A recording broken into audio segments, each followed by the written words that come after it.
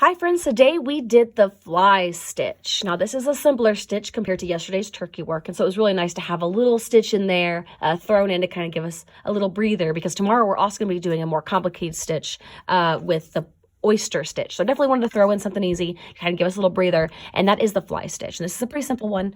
What we're going to be doing is adding some little trees in the distance of our pattern to kind of like give it some more dimension. I love the dimension of this piece and all the different textures we've been using. So for this, we're going to be picking one of the colors of the tree. So because we did this tree over here in the green, and we have these here, I thought it'd be interesting and fun to do these two colors here in the background. The thread that I'm going to be using will be 6-strand embroidery floss, number 3052. However, we will be splitting the floss to get 3 strands. So split the floss, thread your needle, and then we can start practicing the fly stitch. Flip the hoop upside down, kind of like we did for the turkey work.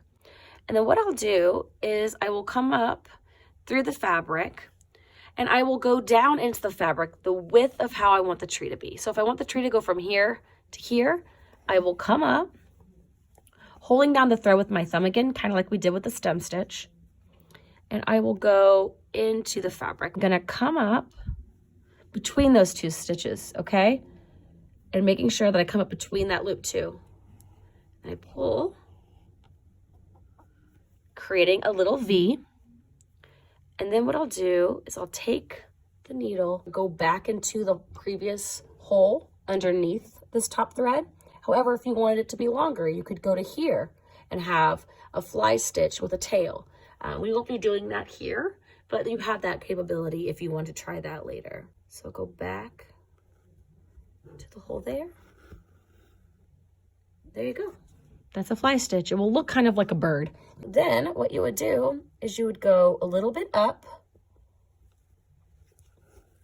and do another one.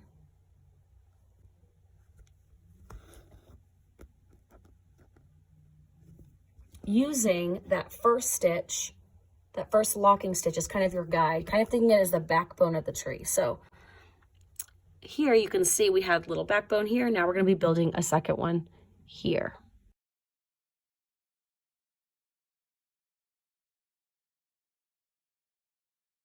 And if you accidentally have a little space, have a space, what you can do is then come back up and just do another fly stitch to fill that in. Just keep doing that until you get to the height that you want. And like I said, if you want to make it look more full, you can add in a few more straight stitches to make that look like a full tree. And that, my friends, is the fly stitch. Play around with it, get different tree heights and widths. Don't feel like you have to follow that all too precisely to the pattern. This is kind of like a fun little add-on, not too particular with that.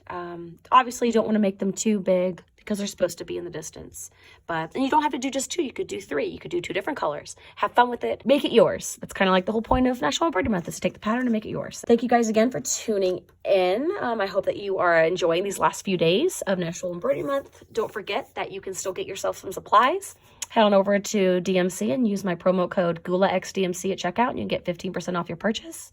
Also, if you want to get entered in for a gift card, a $100 gift card at DMC, you need to take a photo of what you've been working on and post it on your Instagram grid using the hashtag StitchVenture. That way you can get entered in. You don't want to miss out on that. Tomorrow, we're going to be moving on to our little pine cones in the trees. So definitely have at least one of your trees filled out for that to happen. I'll see you guys bright and early tomorrow for our last stitch day of the month. I'm really looking forward to kind of wrapping this up, having my finished piece, and I hope you are too. See you guys tomorrow.